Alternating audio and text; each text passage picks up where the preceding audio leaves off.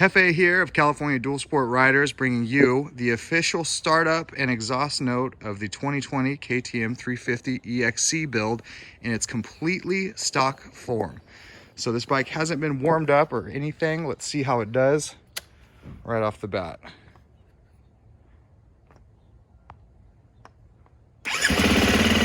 Wow. All right.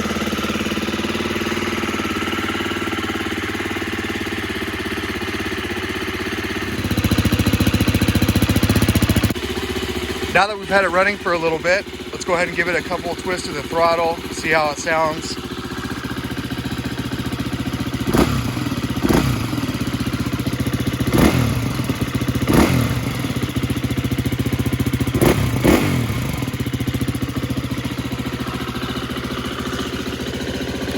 As you can tell, it's still pretty plugged up from the factory, but we know quite a few things that are going to remedy that. And first things first, let's get a few member stickers on here.